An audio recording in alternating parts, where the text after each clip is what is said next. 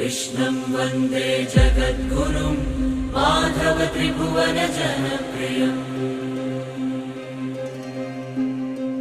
कृष्णं वन्दे जगद्गुरुं माधव त्रिभुवन जनप्रियम्। कृष्णं वन्दे जगद्गुरुं माधव त्रिभुवन जनप्रियम्।